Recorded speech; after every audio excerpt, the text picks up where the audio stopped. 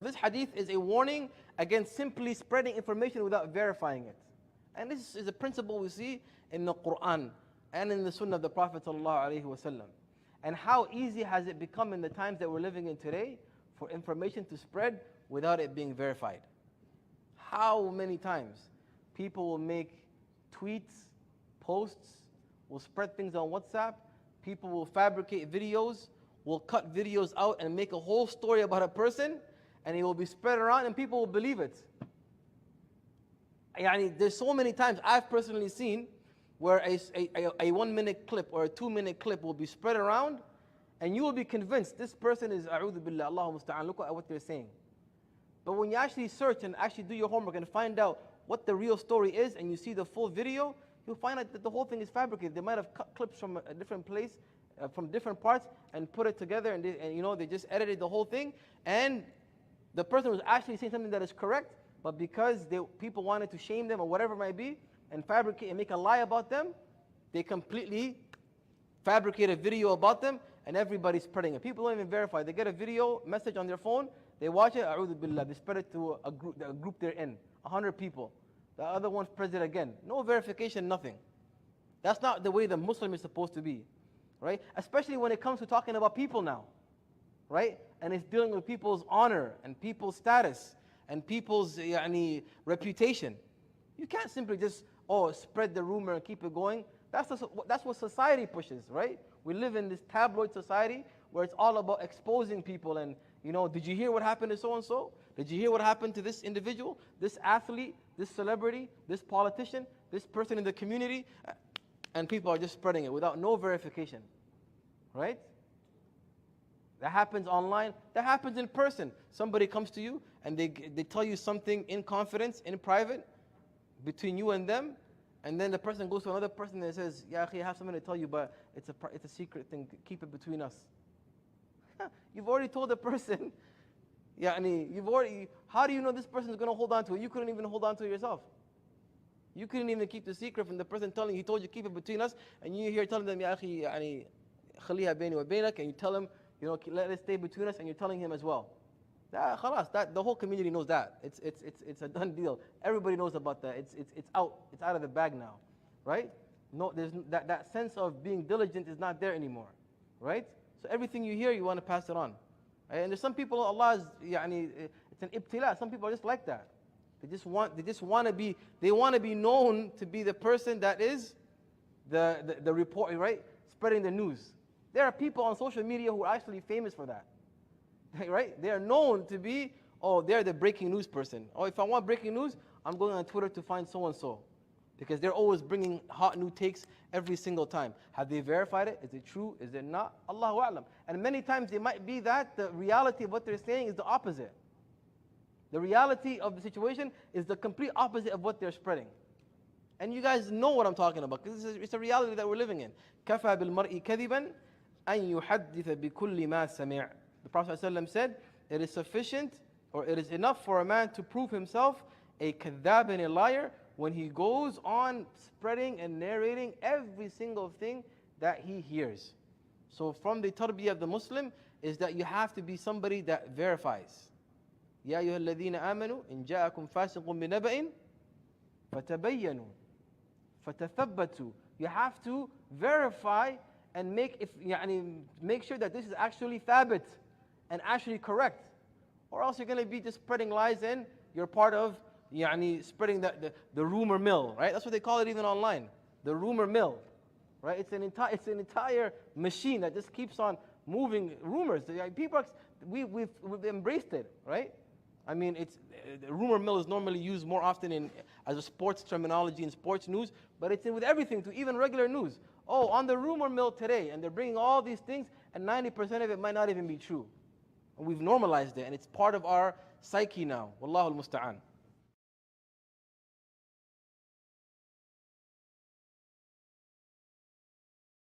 This is the sacrifice, ya ikhwan, that we need to inspire our young children.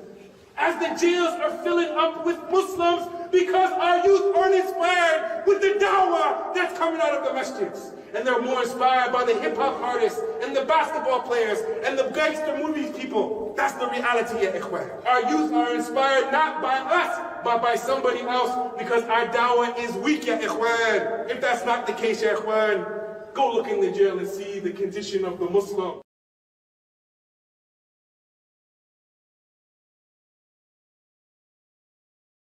Salaam Alaikum. Mr. Moderator, our distinguished guests, brothers and sisters, our friends and our enemies. Bismillah wa salatu wa salam wa sallallahu wa ba'd. In the name of Allah, and the peace and blessings of Allah be upon his last and final messenger, as to what follows. Family, friends, foes, haters, and hatettes, welcome back to the Feachaz. I greet you all in peace and love with no hatred in my heart. Assalamu alaikum wa rahmatullahi wa barakatuh. And before we begin, please like, please subscribe, please share, and hit me up on Patreon. As you know, we got a lot of haters up in here. And I know this is a late one. But it's an important one, because of something that I had seen prior to work, like I think about 2 or 3 days ago. I was working through the week, so I don't usually do the lives during the week because I'm working, right? So, I got off of work and I said, I have to do this live because it's hot on my mind. And I would like to thank you for joining me late night on a Thursday night. I know probably most of you, if you're in the Western Hemisphere, as particularly the northern part of the Western Hemisphere, you're probably going to have some days off come tomorrow, or Friday and Saturday, because of the big snowstorm that's coming. So I'd like to, first of all, thank you for joining me and spending time with me for this most important live that we are talking about on behalf of the Black Grassroots.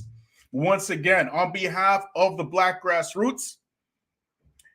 And we have a message to deliver to our so-called brothers who are trying, once again, to exploit our presence in their arguments.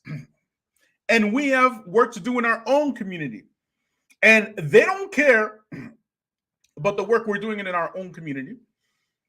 They don't care about nothing about that. They just want us to join them in their stuff. Y'all hearing me? So, like, subscribe, share me up on Patreon. Wa alaikum salam wa rahmatullahi wa barakatuh. Brother Naeem. Oh, my throat. I don't know what's going on. And wa alaikum salam wa rahmatullahi wa barakatuh. Sister Aisara. Hayakumullah. And let's get down to it. Let's get down to the nitty-gritty.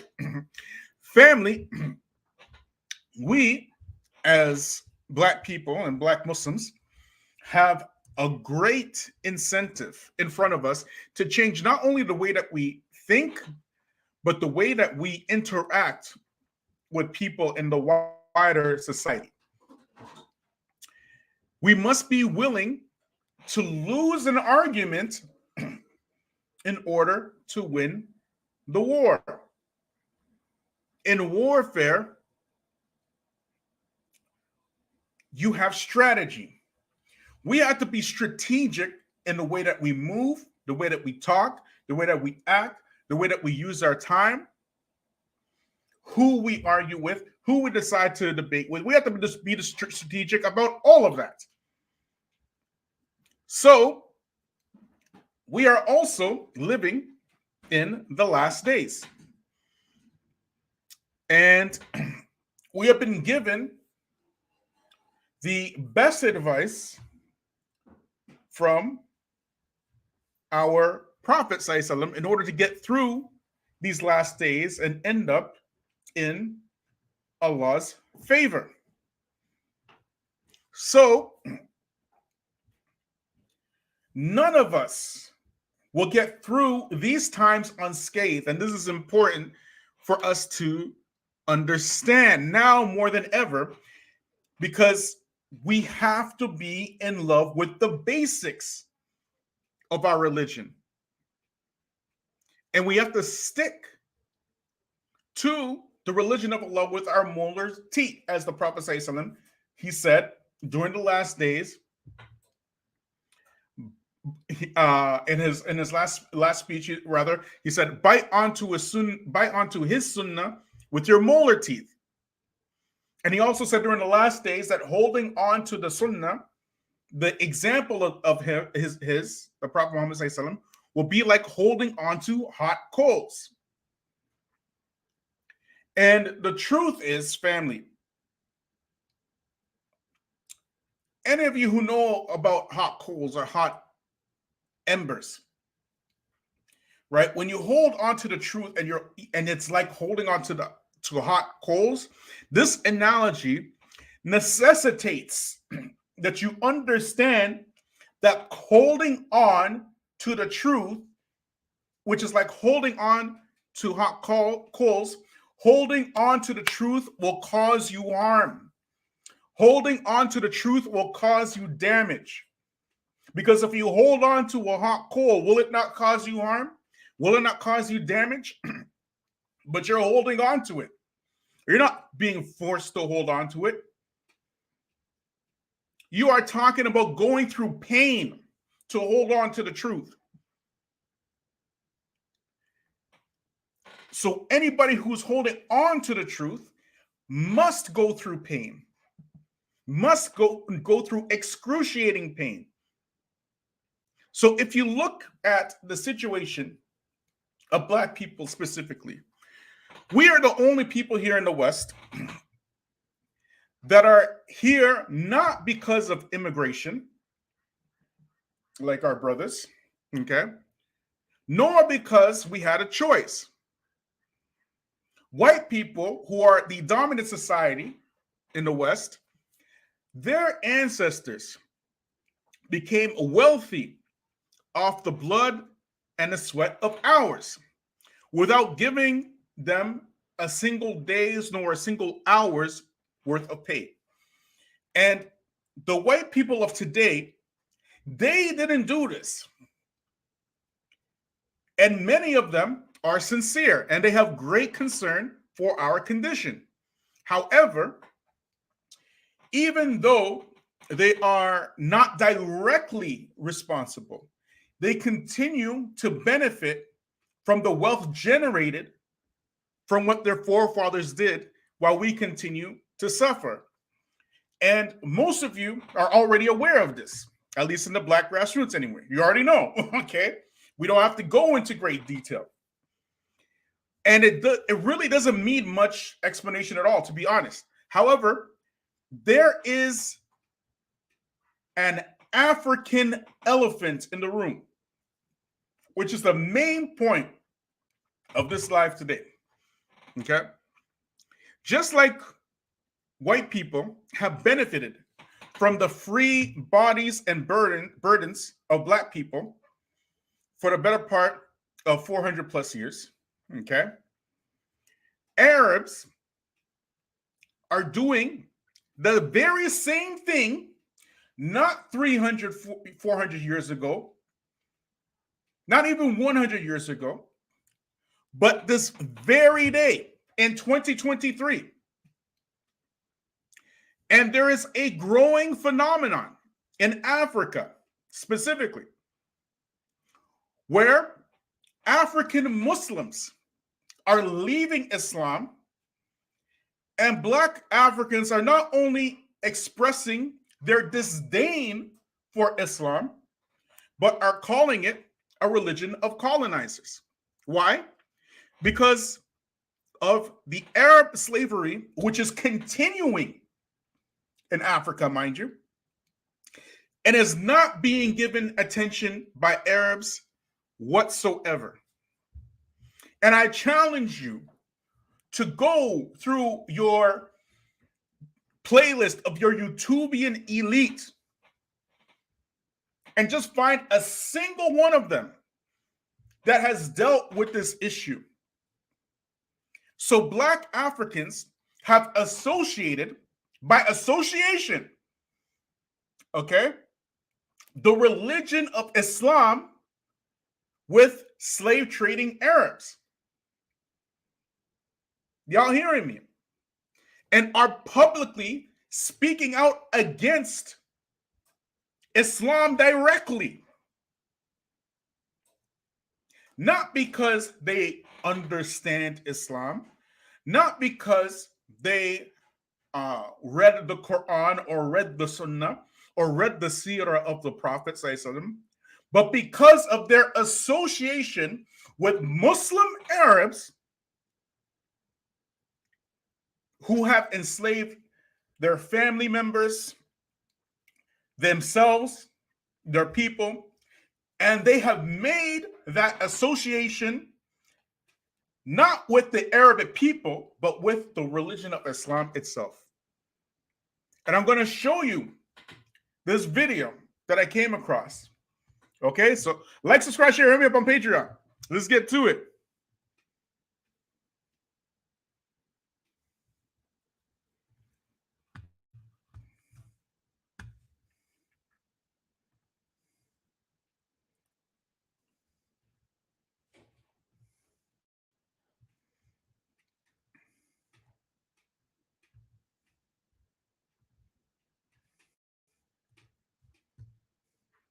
Okay, y'all ready?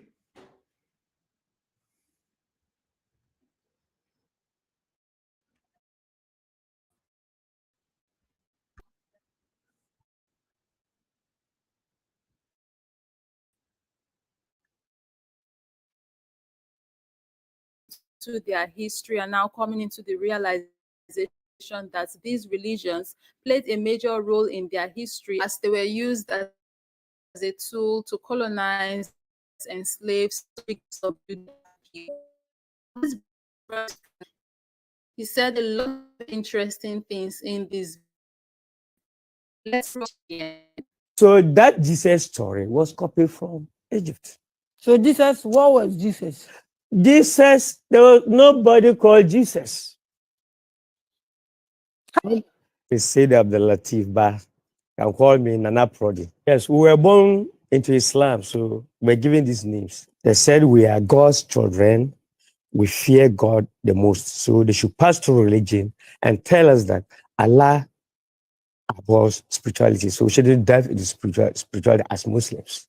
Then through Christianity, they told our Christian brothers and sisters that our idols are blasphemous. So she threw them away. But they are grossly engaged in them.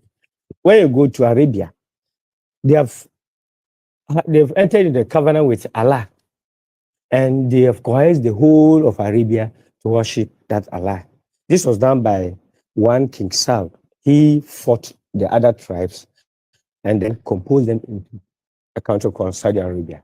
So all Muslims, including me in Africa, we are worshiping the Arabian God.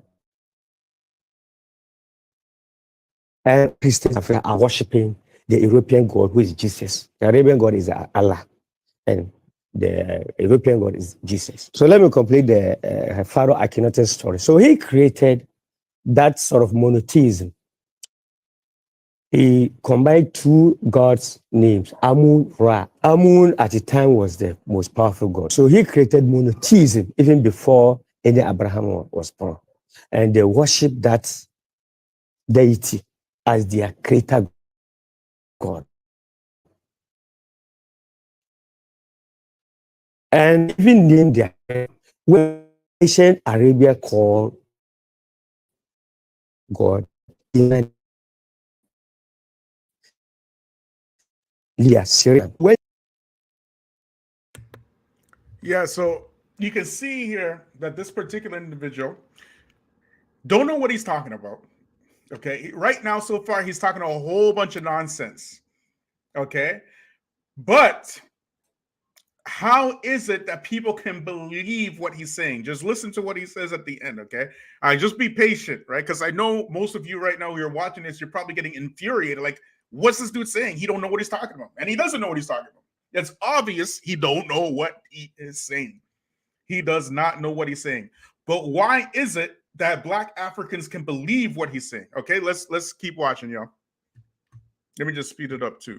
Speed it up a little bit here.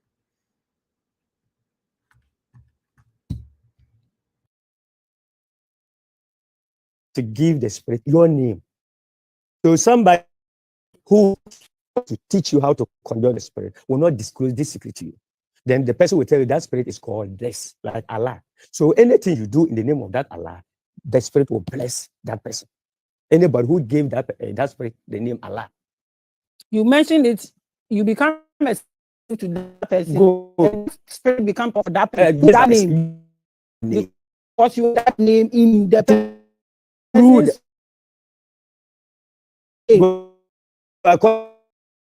so slaughtering or in the name of Allah are actually doing that for the Arabians. That is why they don't do anything in that country. They don't work, but they are living in a place. So when you leave your land's gods and you're worshiping other people's gods, they can't bless you because your forefathers didn't have a covenant with them. How do we take care about good? So we'll get there. No. Let's talk about that now. But is to ban all foreign religions. That is what Rwanda did, and today Rwanda is down like heaven. For Kagame came and close all churches and mosques. So we should ban them and do what? We should close all churches and mosques. We can even turn them into factories and what have you. Then we should change all our names back to our ancestors. The very person who enslaved your ancestor, your forefather, is the same person who came and taught you your religion and your concept. And there it is. There it is. That's why people can believe what he is saying. Because even though he told a whole bunch of nonsense, a whole bunch of lies, what he said right there at the end, that is the only thing with a semblance of truth. Okay, let's keep going.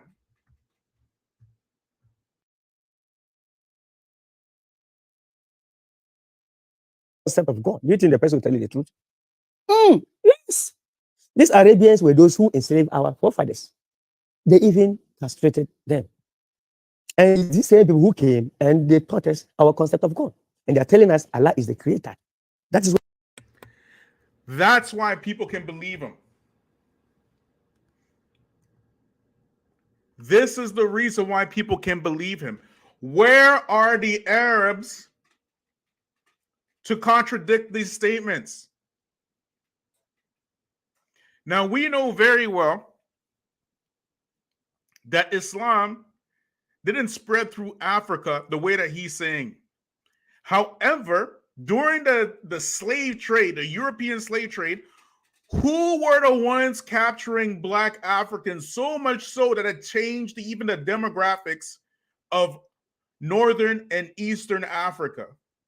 Northern and Western Africa. Who did that?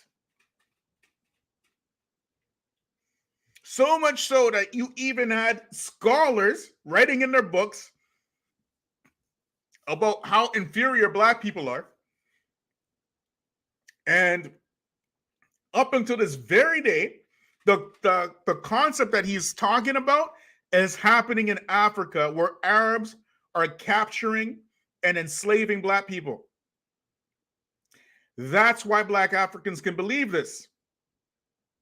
Even though everything he's saying is nonsense. It's just like the Prophet ﷺ, he described sihr, he described magic. And he said the jinn or the shaitan, right, when they're doing the soothsaying or whatnot, they will tell one truth and mix it with 100 lies. So it's easy for the Africans to recognize that one truth because they experienced it. Y'all hearing me? But the rest of the lies, they can't recognize it. Let me ask y'all something. For those of you who know Islamic history, right? Those Africans that he's talking about, those Africans he's talking about way back, right? That were being castrated and when they were brought into slavery. Were they being castrated by the Arabs? Yes or no? Somebody put it in the chat, please. Somebody put it in the chat. Wa alaikum salam wa rahmatullahi wa barakatuh, Sister Tika.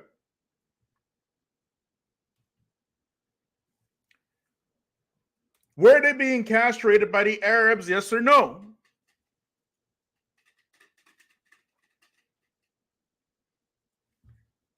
Thank you. The answer is no. The answer is no. They are being castrated by the Turks, by the Ottomans. And it wasn't just Africans. What the Ottomans like to do, they like to take African slaves and castrate them so they can be in charge of their harems and their women and stuff. And it would take,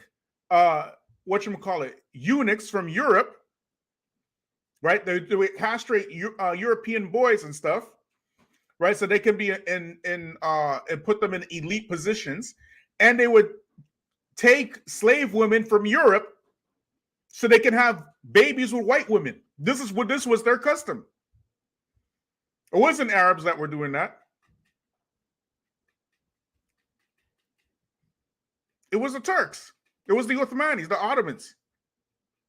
But the question is, where was the outcry from the Muslims? That's the question. Because now what you have is a situation where slavery is happening today in Africa, initiated by Arabs. And there are zero Arabs anywhere speaking against it.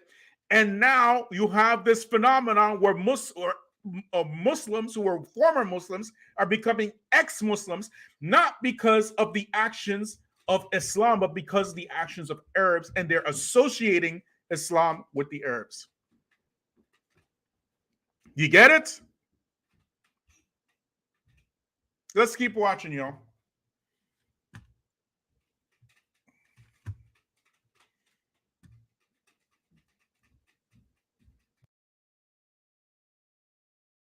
What they're supposed to do.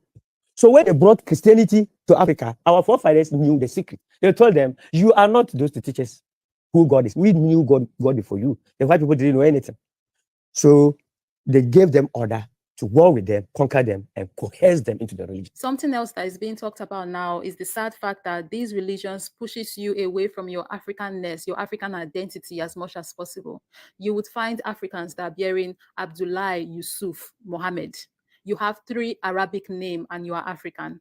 We cannot even tell where you are from. It's like, the religion is now your culture, if that makes sense.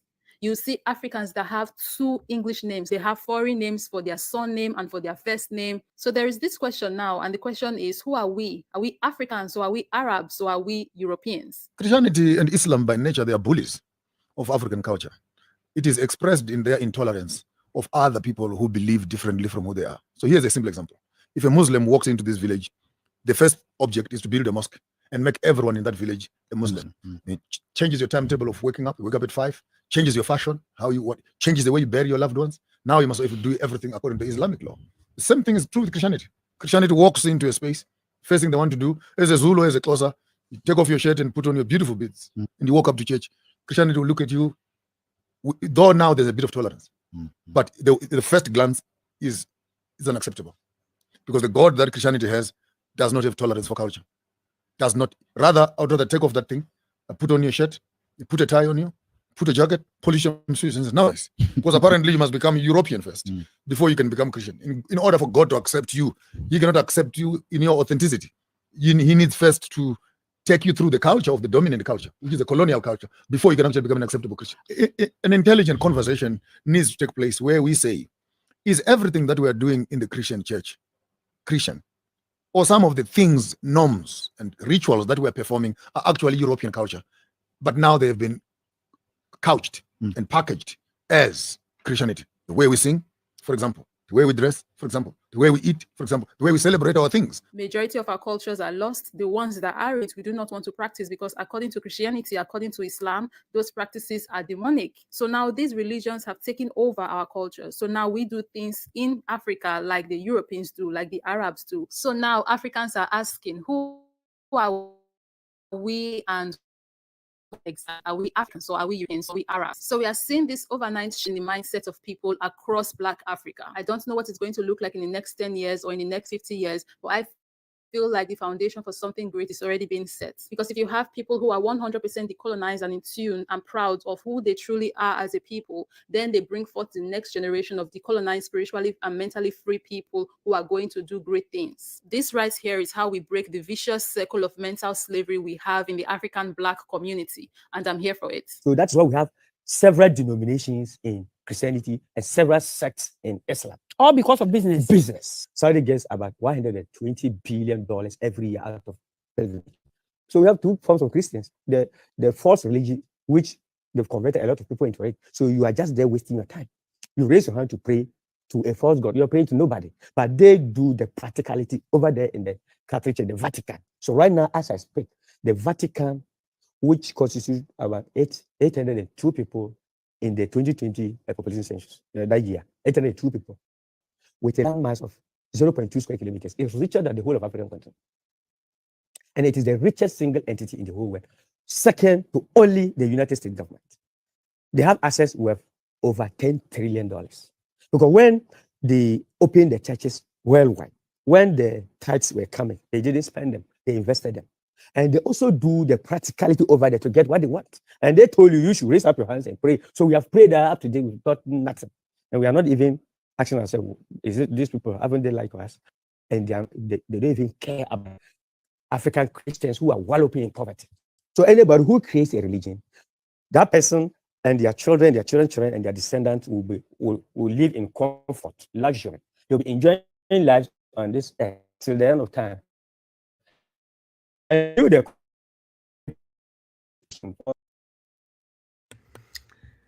Family, this is why this is happening. This is why this is happening. Even though he is telling a whole bunch of mostly nonsense, this can't even be considered lies. It's all like mostly nonsense.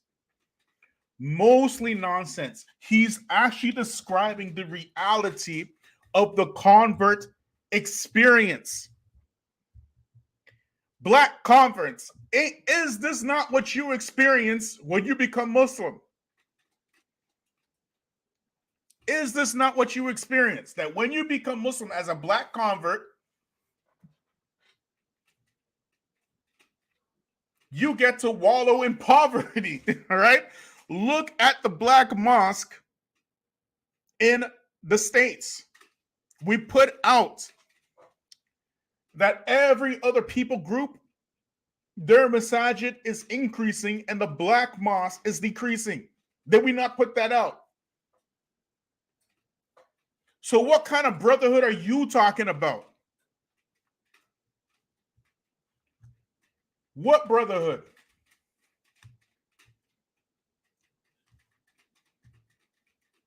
Y'all hearing me? What brotherhood are you mentioning when in Black Africa? You see, this is the difference between the Black African experience and the Black Westerner experience. Most black Westerners will tell you, Alhamdulillah, I met Islam before I met the Muslims. Isn't that right? Yes or no? Put it in the chat. Most black Westerners will tell you, Alhamdulillah, I met Islam before I met the Muslims. Yes or no? Put it in the chat, please.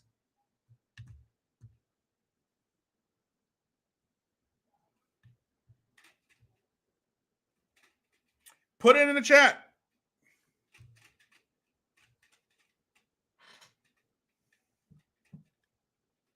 I want to know. Those of you who converted, did you not say, Alhamdulillah, I met Islam before I met the Muslims?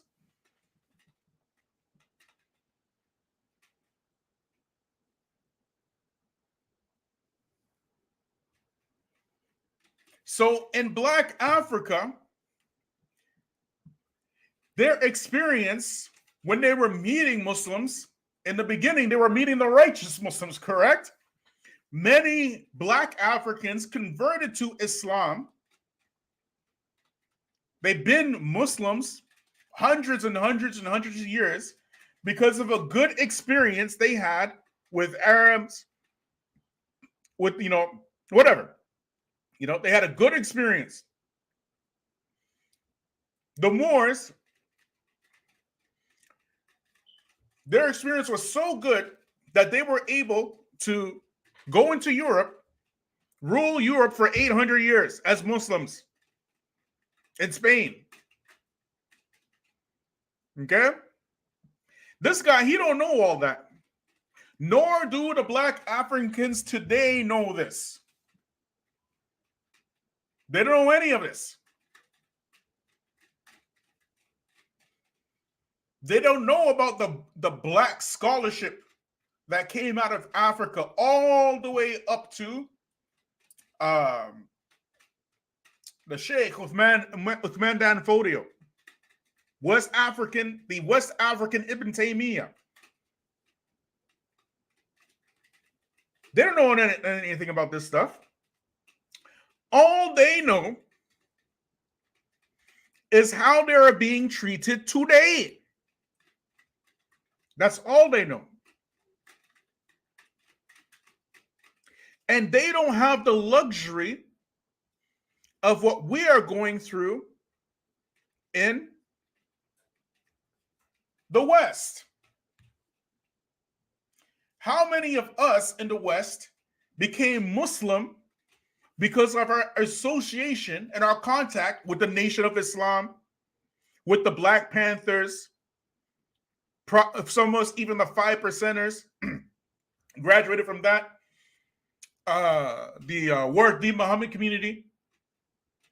And then we graduated from that to real Islam. These Black Africans today, they don't have that luxury. They do not have that luxury. Okay? So here we have our Muslim brothers telling us all kind of stuff, all kind of nonsense about Muslim leaders and stuff. The Muslim leaders are this, and the Muslim leaders are that. While these very same Muslims, our Muslim brothers, are inviting Nazi sympathizers to their platforms. Family, how many people, where are my day ones at? How many people do you know that on here on the Feachaz, we called these Muslims racist? How many did I call racist? For sure they're racist. What's the number? Put it in the chat. What's the number that I said that they are racist? Not somebody else said that they're racist. I said. Put the number in the chat, please. Give me a guess.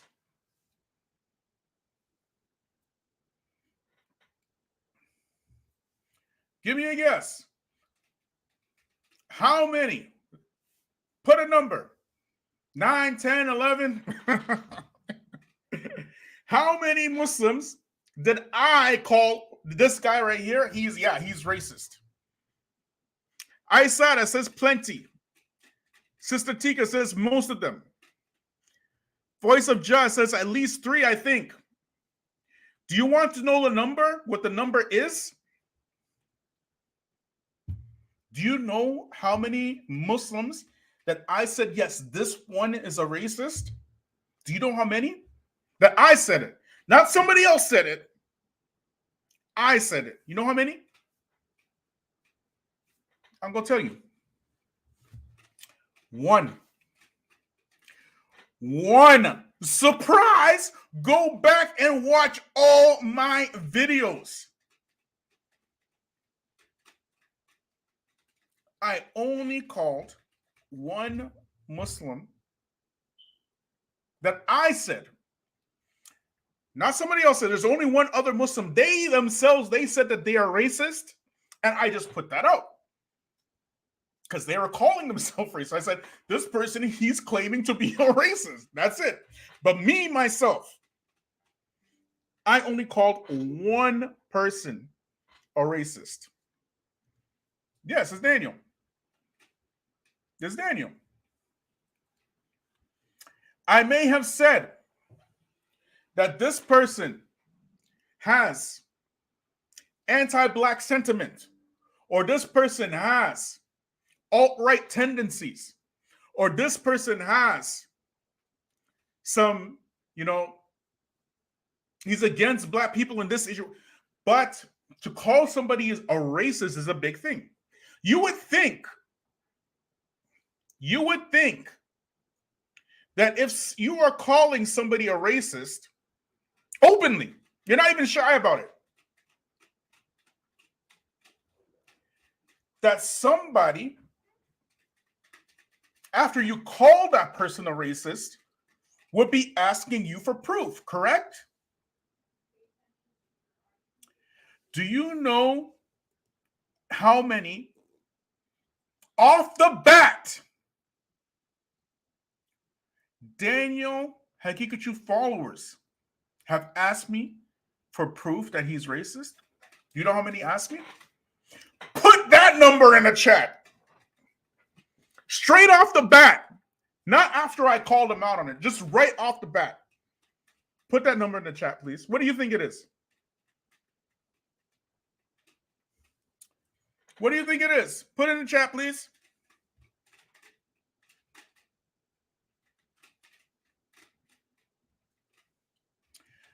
Voice of Islam, J.A., you would be absolutely right. 0. 0.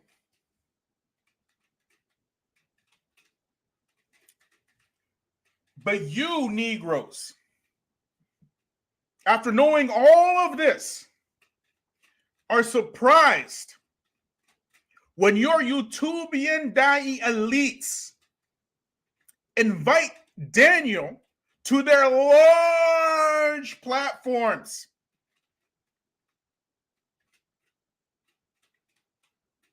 to speak about this or that.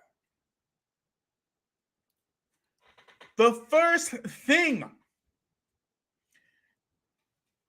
the same soft Salafis started refuting Daniel for was not even for his alt-right tendencies. Because even if you don't want to call him a racist because you think it's too harsh, you think it's too strong, bare minimum, we say he's alt-right. No, he's straight up alt-right. He's straight up alt-right. Bare minimum, you can say that at least he has alt-right tendencies, correct? Too much proof for that. Too much proof.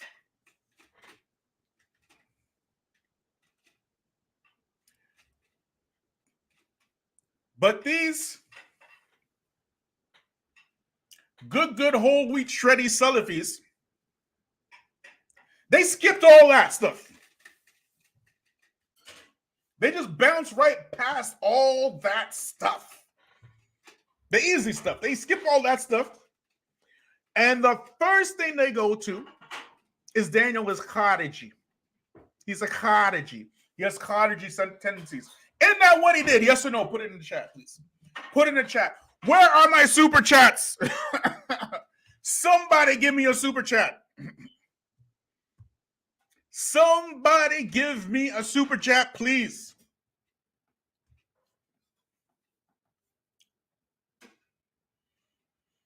You have Kareem Abu Zaid twitching and twirling for a good year and a half for Daniel, inviting him to his channel and stuff. Daniel, did you make a takfir of Umar Suleimani? Yes or no? Daniel, what is your akida? What is your akida? Oh, I can't even do his like that incel face that he has, Well, I'm an athlete. I'm an athlete in akida, and I believe in the athlete akida, and that's my akida as athlete. Well, there you have it. He just clarified. What? Not even a whole month later, you have to take all that crap, all that stuff back. You have to take it all back. Nazi sympathizers they invite to their channel, y'all.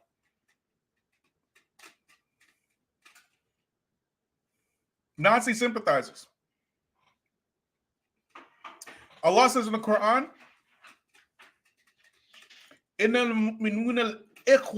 okay, that verily the believers are brothers. The believers are brothers. Okay?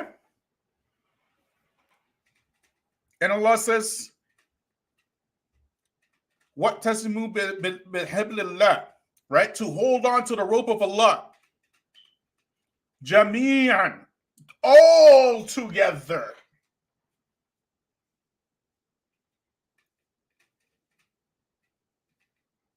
Why are you quoting these ayahs, bro?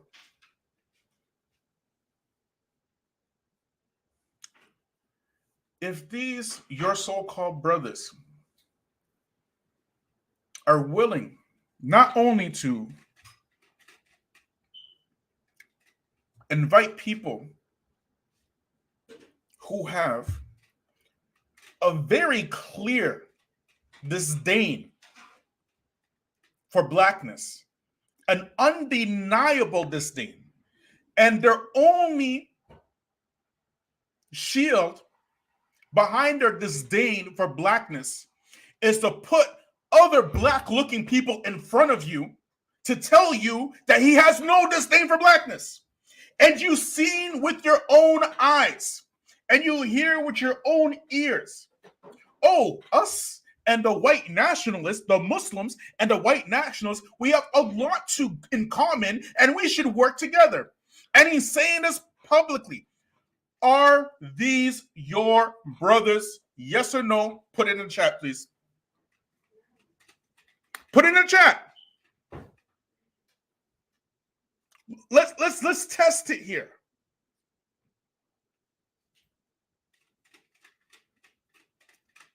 Just put it in the chat. So now you have this situation in Africa. We've been talking about Africa for how long? Jazakallah khair, may Allah reward you and bless you and multiply it for you 10,000-fold, Brother Josh. Quite telling that the hero of the Muslim YouTube is an overweight incel who makes cringe sarcastic remarks and 4chan language. Not only but he's on 4chan. Okay, and we put that out there too. Okay, these Muslim YouTubian elite are irrelevant to the black grassroots. Thank you. Understand that. I couldn't have said it better. Thank you, Josh. May Allah bless you and reward you and multiply it for you 10,000-fold. Everybody in the chat say Ameen for Brother Josh, please. Everybody say Ameen for Brother Josh. And may Allah put it on your scales and make it a heavy, heavy, heavy on your scales. Yawmul Qiyamah. Ameen. I could not have said that better.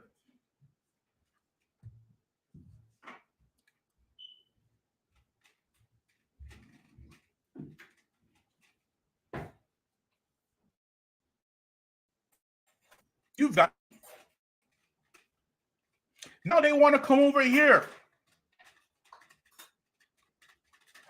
and feign brotherhood to try to get the black grassroots on the side of we got to fight the Muslim leaders. We, the black grassroots, ain't got no issue with no Muslim leaders. Thank you. That's a you problem.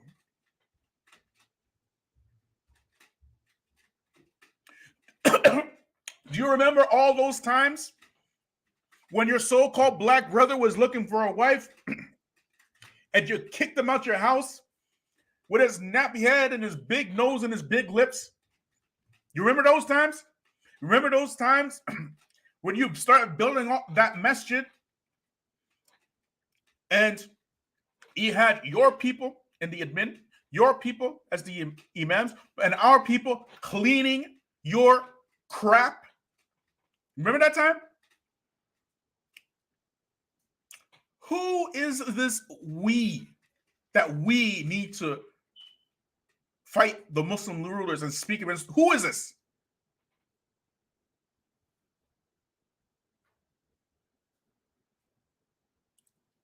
You must have us confused with one of y'all. This don't even come out in regular conversation with black folks. Black Muslims ain't going to the masjid talking to each other. You know what? You know what, brother? I think that Mohammed bin Salman, he's a oppressor. We need to do something. Exactly. We're French now. Exactly. Thank you, A. Witherspoon. What is you talking about?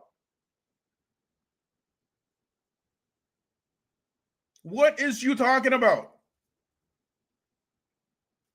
Can you imagine those videos?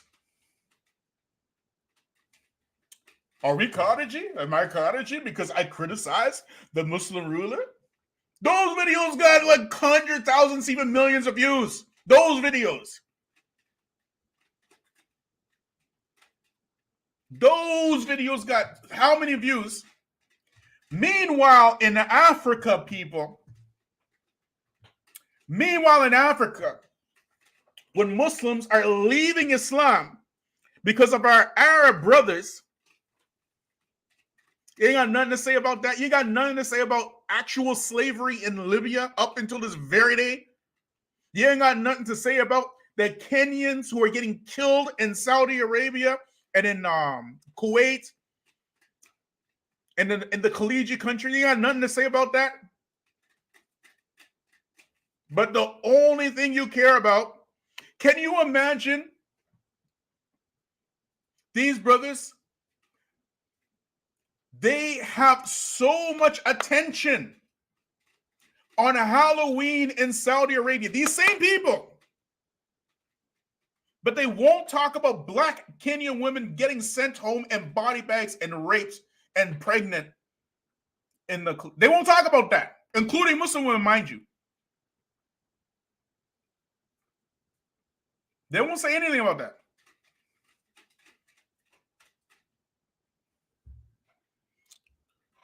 So I say all this to tell you, Salaam, be picky with your brotherhood.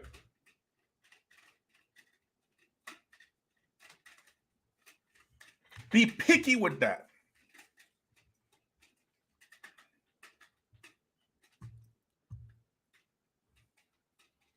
Don't just give it away. You know, black people, we are too loving. Way too loving, man. We just love everybody. And this is the truth, man. May Allah help us. I mean, may Allah help us. I mean, if anybody's people on the earth deserve help. Can you imagine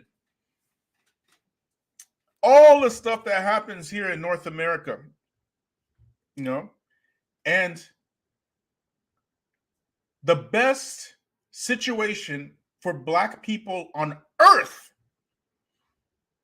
happens to be in America. Just let that sink in for a minute.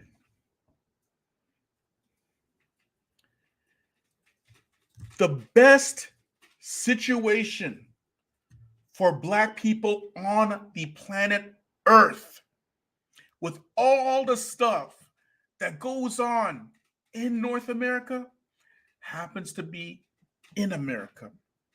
Despite George Floyd, despite mass incarceration, despite the war on drugs, despite single motherhood, despite the court system, despite gentrification, despite taxation with no representation, despite voter suppression, despite all of this, the best situation for Black people on earth is in America. And you want us to join you in a fight somewhere against some Muslim leader that we don't even speak the same language as?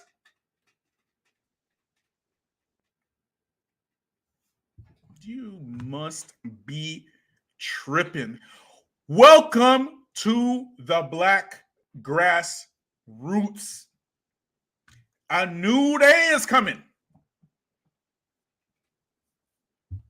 A new day is coming. We don't play that no more. Okay? We are cleaning a house today. We over here on the Feachaz, if we wanted to sell out, we could have sold out so long ago. And we ain't about that life. You got to understand, if you are doing this for the money, of course you can be rich. Shuck and jive. Sell out. Do some outrageous cooning. Go to an AIM conference and tell the people in blackface, you know, I don't really see it like that. But Brother Daniel hack at you. Say that stuff. Do that little dance, Sambo.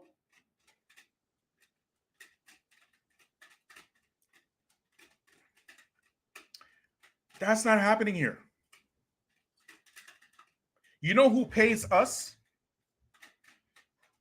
Allah is sufficient enough for us. The Black Grassroots gets their salary from Allah and the Black Grassroots. You are not going to buy this voice. There's no amount of money on earth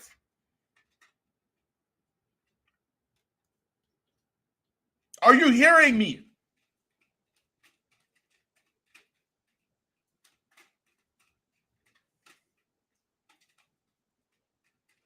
You couldn't do it. We are here now.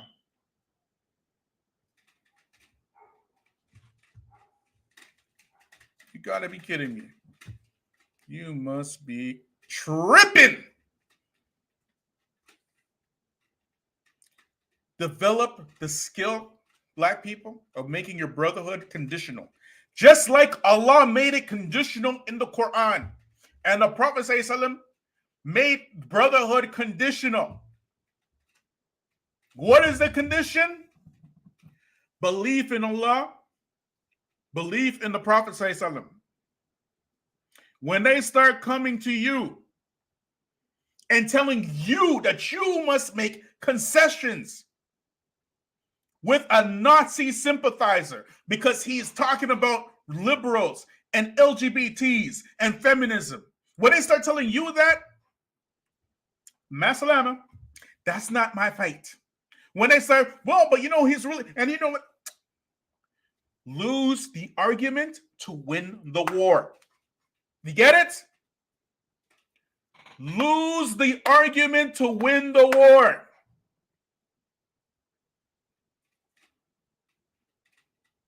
Put your energy somewhere else.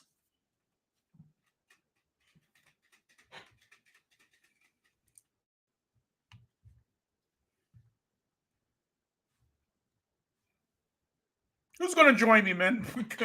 Who's coming on this live now, man? Now you guys got me hype. Who's coming on? I got the links in the chat, man.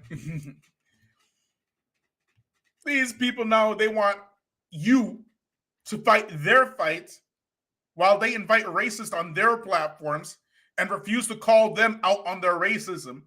But they can call them out on being cottagey and stuff. Can you imagine? Can you imagine? Sajid now. He figured out what's that? SP Files is racist because SP Files is out there calling Collard Green house Muslim. Where did they get the idea? Of course, the Feachaz, of course, because we the first ones to call him out on his coonery. They ran with that. They're calling Collard Green house Muslim and stuff. Now Sajid recognizes they're racist. Now he does. A whole 2 friggin' years, he didn't know Daniel was racist. And Daniel, he's putting on some real racist, hardcore racist stuff. You can't call it anything else. This is racist. This is racist. We're not talking. Look here. We even put out the definition of racism and on the future so that people don't get confused, because we don't just throw that word around like it's nothing. We don't do it. Racism is a system. It's not a feeling.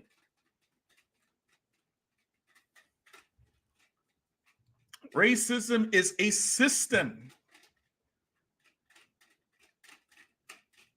You get it?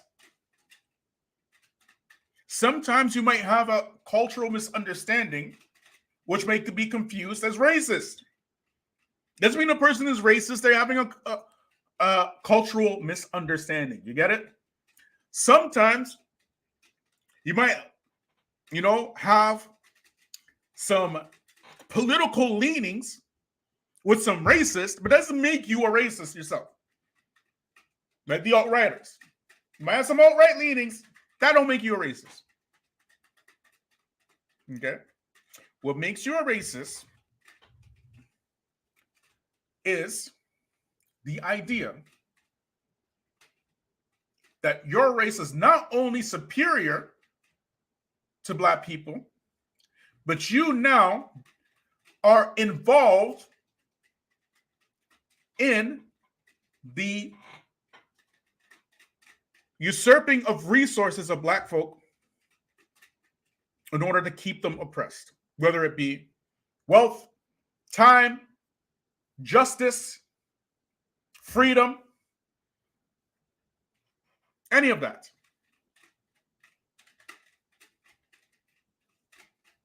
So when you find people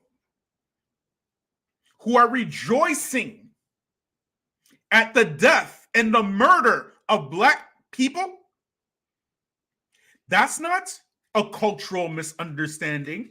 That's not maybe he has some political leanings. That's racist.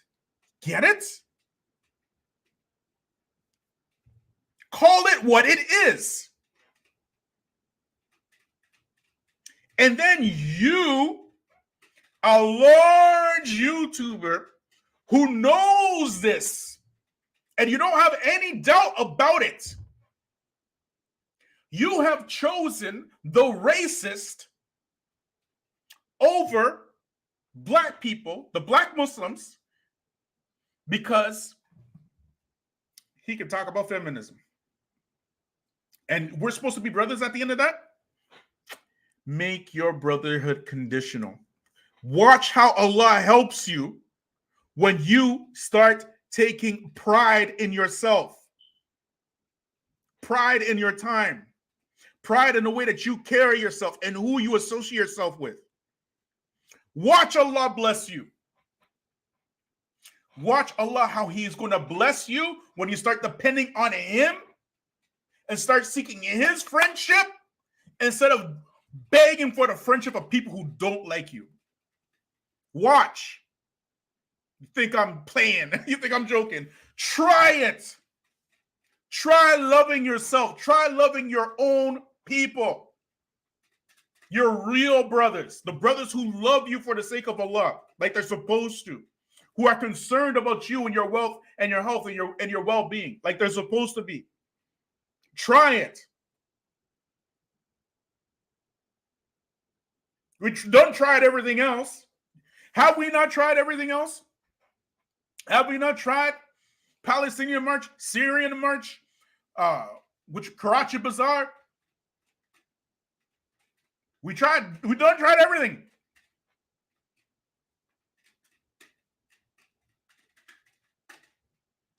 Why not try loving Allah more than anybody else? Try loving the Prophet ﷺ more than anybody else. And taking pride in the way that Allah created us. Instead of looking for other people, begging them for brotherhood that they don't want to give you.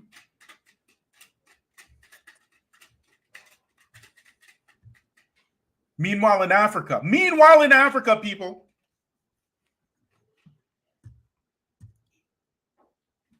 meanwhile in Africa,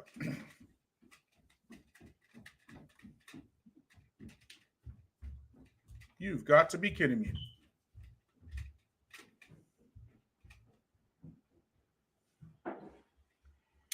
Anyway, when you find people like this, be very clear that you don't answer to them. You answer to Allah. And if they want to coddle those who are your enemies, they're not your brothers. I don't care how big their channels are. We don't make brotherhood. Listen, wallah and wallah wa bara is to Allah, to the messenger of Allah, and everything that Allah sent to the Prophet and what he came with. That's it. It's not to social media influencers. You get it? It's not to that.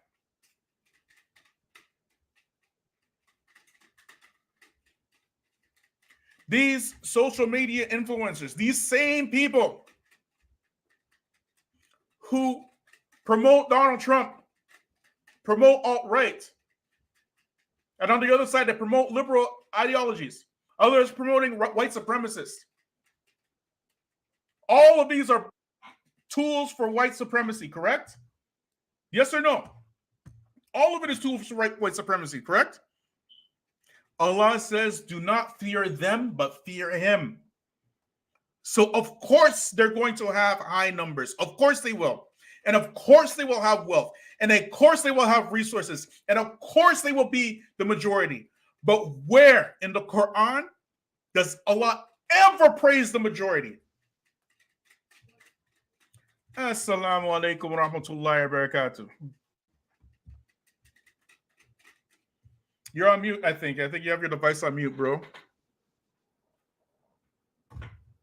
Unless it's just me. Let me turn them up. No, I think I'm good. Can y'all hear him? Press number 1 in the chat if you can hear him. If you can't, press number 2. You can hear him? Maybe it's me. 1 second then. Battery 100%. Connected to LAPTOP0. Okay, go ahead, speak.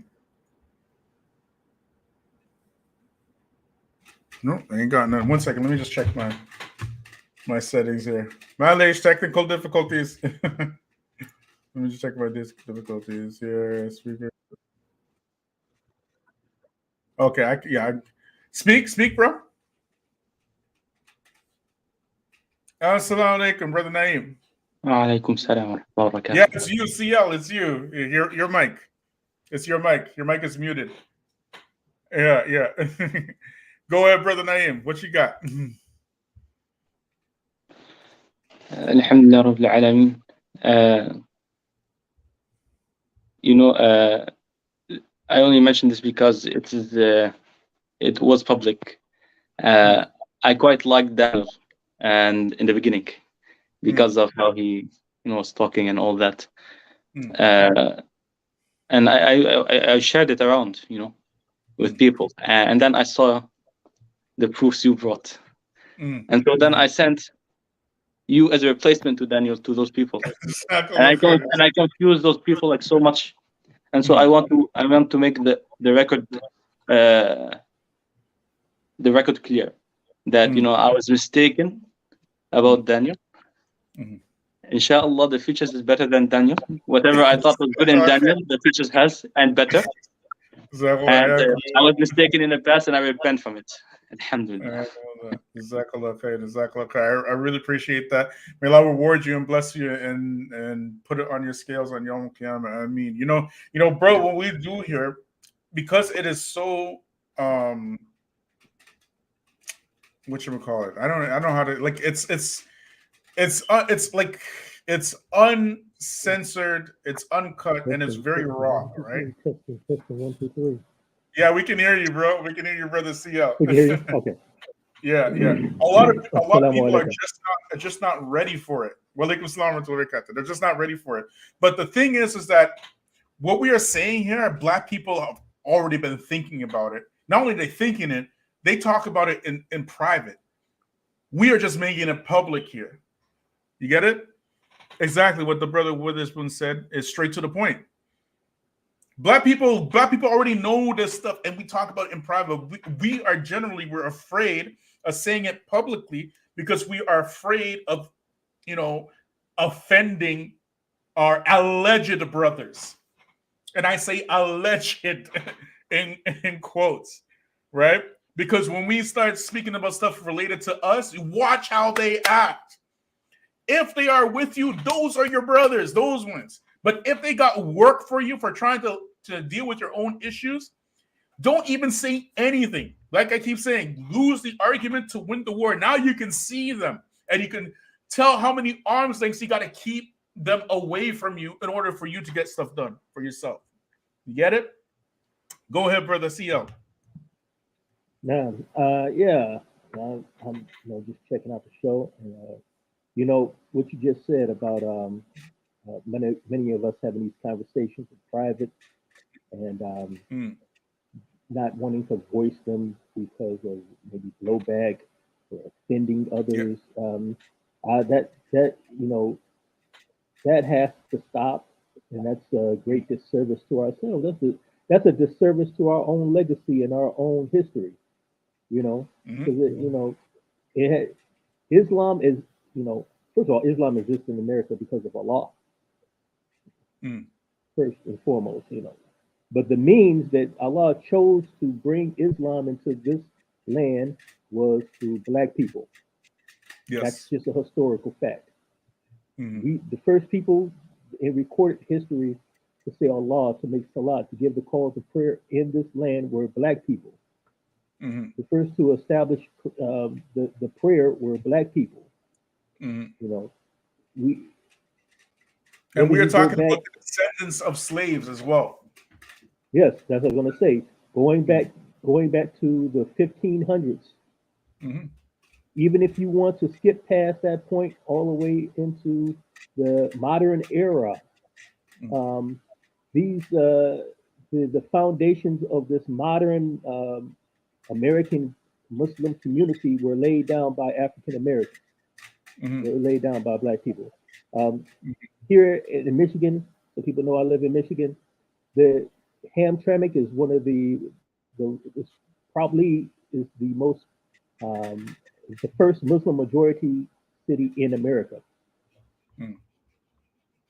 Has a Muslim mayor, Muslim city, almost all Muslim city council, almost all Muslim school board. Who do you think was the first person in the city of Hamtramck to talk about Islam? To even mention it, because Hamtramck used to be a Polish city. Okay. It used to be a Polish city. Who do you think was the first person to introduce Islam into Hamtramck, which led to it becoming the first Muslim majority city in the United States of America? Make it plain, bro. Tell us. Let us know. Let us know. Elijah Muhammad. There you go. There you go. And before somebody said, "Oh, is he crazy? He's promoting the lights of." No, I'm not promoting the lights of Elijah Muhammad. I'm just stating a historical fact. Mhm. You know, the Nation of Islam was founded in Hamtramck, Michigan, in the middle of Detroit. Mhm. You know, the first temple wasn't there, but that's Elijah and his family lived in Hamtramck. Mhm. Now, Hamtramck is the first Muslim majority city where you can ride down the street and you can hear the call to prayer. Yep. And that's And because I'll even go even further than that. That these people were talking about the Muslim leaders and stuff, right? The first Muslims, when they started going overseas to study, okay, they would go to 3 countries. They would go to Egypt, Sudan, and guess where the third one would be? Saudi Arabia. Saudi Arabia. And as a matter of fact, Saudi Arabia helped the students by far the most. By far the most. Because this is the who time. made that connection? Who made that connection? Malcolm X. Was it Malcolm X? Yeah. Malcolm X, right? Yes, but if you wanted to be really accurate, you could say it was Elijah. Elijah made the first connection. Because Elijah was the one who sent them to begin with. Yes, he sent him before he made Hajj. He didn't make Hajj, but he went to Saudi Arabia. That is correct. 50s, like 59. Mm. That is correct. You're right. And again, you can. I'm not endorsing anyone's Aqidah. I'm just stating historical facts. Yeah. Who was the first to set up private Muslim schools in America and hired Arabs to teach his students Arabic and recitation of the Quran? That was Elijah, wasn't it? Was Elijah Muhammad or was it Elijah? Yeah, it was Elijah. Yeah. Sister Clara Muhammad schools. Sister Clara Muhammad schools. Yeah. So there's all this history. Like I said, going back to the 1500s of Islam in America, and it's black. That's not black stuff. That's not Afrocentric rehashing of history. That's real, actual history. That's history of Islam in America, and it can't be allowed to whitewash that out of existence.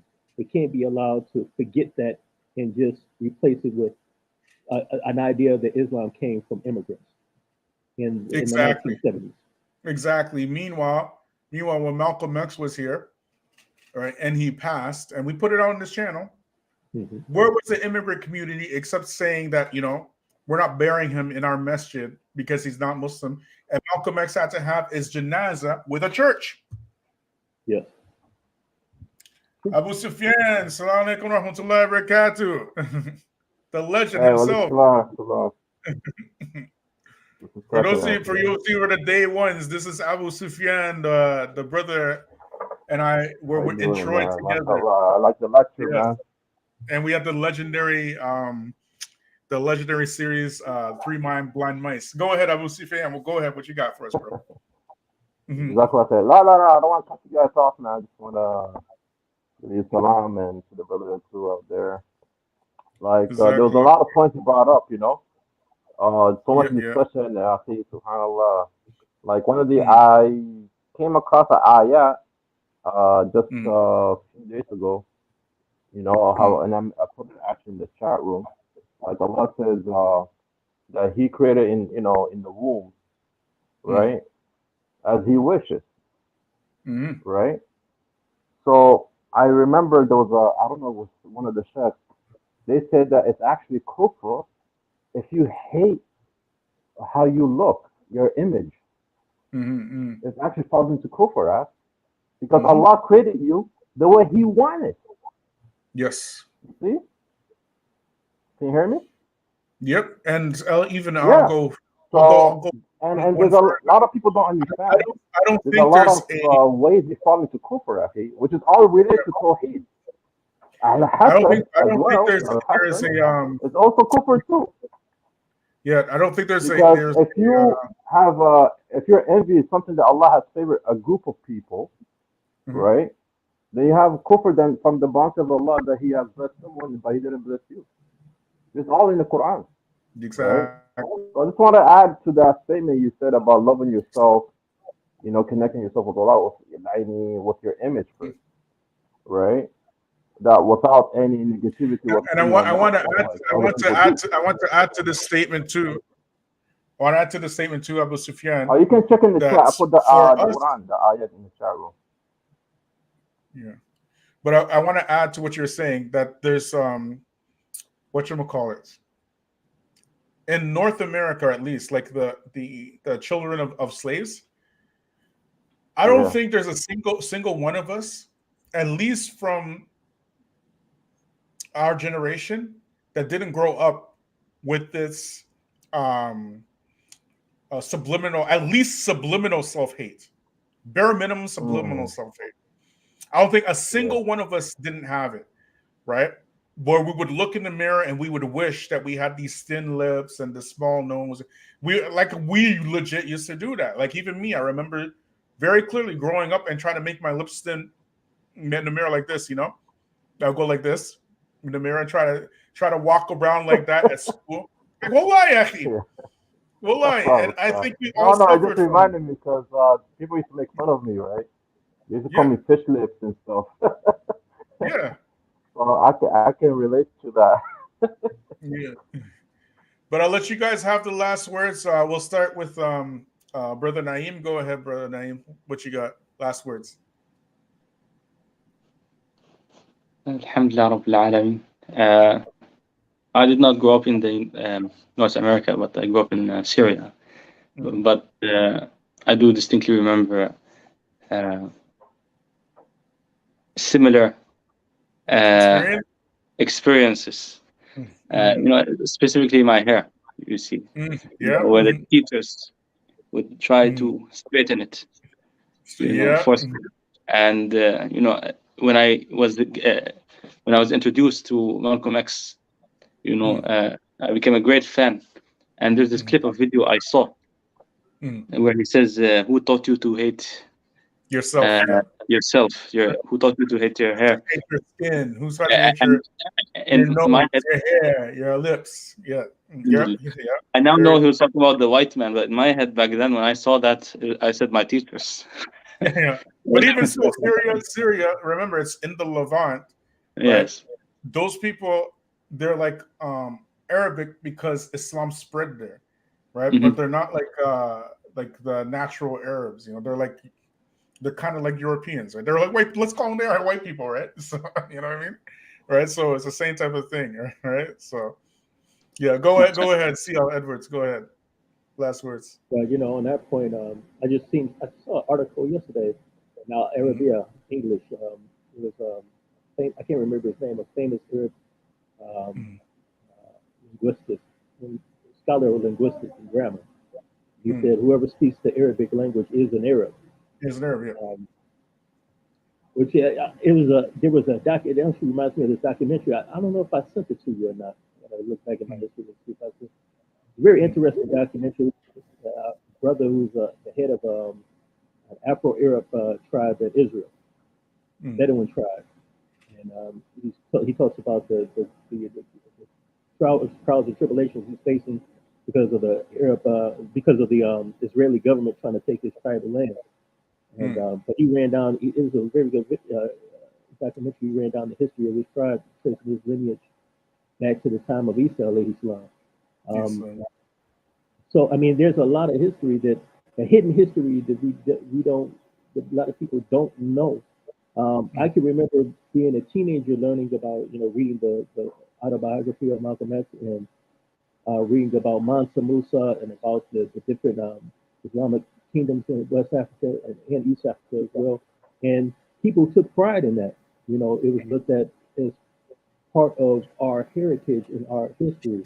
I remember people remember first seeing, Roots and seeing that movie.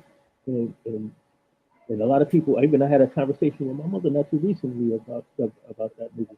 I asked her before, you saw Roots, and what year did that Roots come out? 77.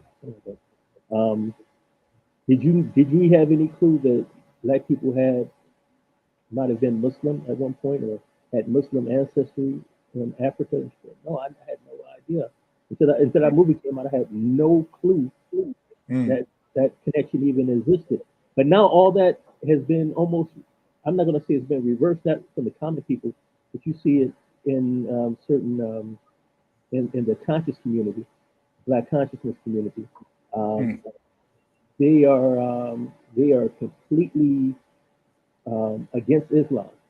They are they put Islam in the same category as Christianity. It's Christianity, yeah. Christianity is the white man's religion. Islam is the Arab religion. Yep. And they're both outsiders from Africa. They're both colonizers and invaders and slavers. And like the video you were playing at the beginning of your video, I mean, that that kind of blew my mind that a lot of that rhetoric that has been going on over here in America has now spreading to Africa. No, it's spread to Africa, and Africans are. I even I got a conversation with someone online from Nigeria who told me that he was raised Muslim, but he was returning back to his traditional African spirituality, whatever that may mean. SubhanAllah. But and part of and I would say part of that is black people's fault. Yeah, because of the like we mentioned before, this type of capitulation that we do for Arabs. You know what I mean? You know, if we start talking about our stuff and they start calling us black nationalists, okay, I won't be black nationalist. Yeah, you can't be black. You got to be Muslim. That's what you heard this one. Y'all hear this one? You can't be black. You got to be Muslim. Like what? Okay, I'm not black anymore. I'm Muslim now. Brother Abu Sufyan. A lot of us can't lie. A lot of us we because of our low self-esteem and the way we see ourselves in the culture that this American culture that was this Black American culture and certain aspects of it that was put upon us. We always see ourselves as being in a subservient position. We're in the female position. Everybody else who comes along, they're the husband, they're the masculine, they're the male, and we are the subservient and the female as a collective group. We're always at the behest of someone else. We always defer and follow someone else. Exactly. We have to follow other people. We don't take the lead. We have to follow other people. And that right here, we don't do that here. We don't do that here. It's a new day. It's a new day. Go ahead, Abu Sufyan. Last words. Go ahead. Yeah, I think radical speak, man. No, speaking about, you just mentioned this, about this, Muslim first, about the black issue. Actually, a lot of these guys who mentioned they counterattack this type of thing. You get me? So it's the same thing with the white supremacist group. When they say all, Black Lives Matter, they're like, oh, all lives matter. It's the same thing, eh? Right? Which they're trying to downplay it, obviously, right? But people don't they don't know that like everybody else, they hide behind their nationality. They don't necessarily have to say they're black. They just say, oh, I'm from Ghana, or I'm from Somalia, or I'm from Ethiopia or something. But we know those countries are black, so you can just hide behind your nationality. But so you can say I'm Irish, I'm Italian, I'm Scottish, and they take a lot of pride in that. But we know what you are. You know what I mean? Yep. But once you're African American, you can only identify yourself as Black American. Yeah. You see, or African American. But they're like, you just being, racist. Like one white lady told me once, oh, that's being racist. I'm like, how's that racist?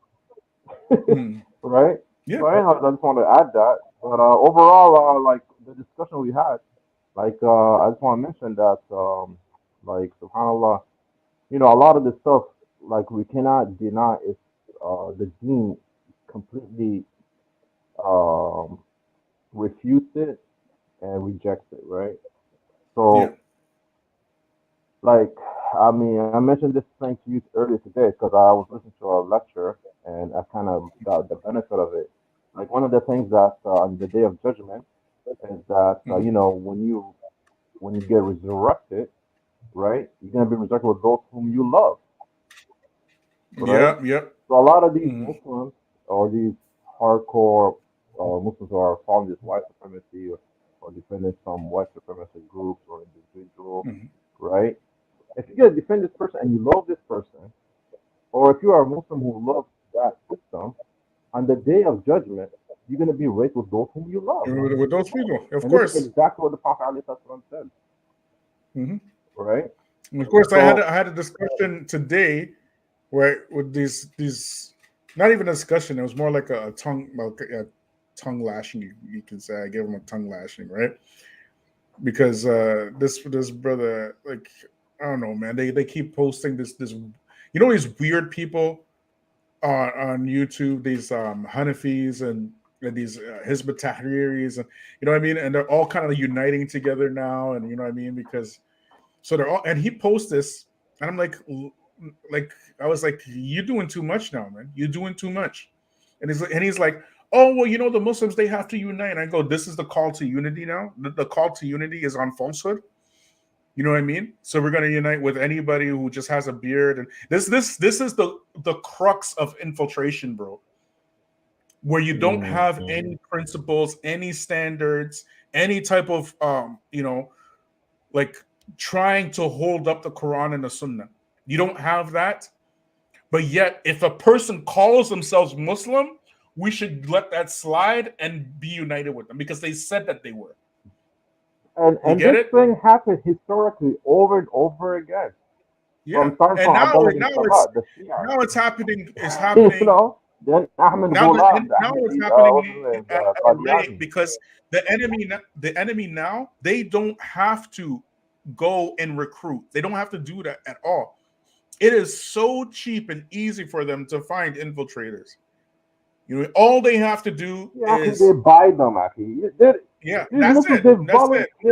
It's I like the know Muslims who Walmart. work, You know what I Muslim mean? community leaders, board members, Mm, in mm. they're working with CSIS guy Yeah, it's like the voluntarily, Walmart store.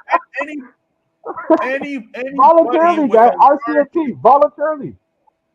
mm, anybody with a large YouTube channel, Right? these kids, they're just spreading it, spread, but they don't care. They don't care. And when you tell them about ulama, right? They gotta. Well, that you Sheikh Albani, he made mistakes, but you're listening to what's that guy? Dilly. You're listening to Dilly. You're telling me Sheikh Albani has mistakes. You're listening to friggin' Dilly. Dilly and whatchamacallit, Al Islam Productions and stuff. Like, what are you talking about? Like, what planet are you living on? You get me? Anyways, Jazakumullah khair. May Allah bless you and reward you all. May Allah bless the guests who came on. May Allah bless you all. May Allah bless the brother Josh for his generosity and that comment. That was an amazing comment. I'm sorry I went so late, but we're gonna catch y'all tomorrow, inshallah. I know most of y'all will have the day off. And may Allah reward you and bless you. And I thank you all. Thank you all for joining me. I thank my guests, Brother Naeem, Brother Abu Sufyan, and Brother CL. And subhanaka bihamdik wa shara la ant wa astaghfiruka wa atubu ilayk.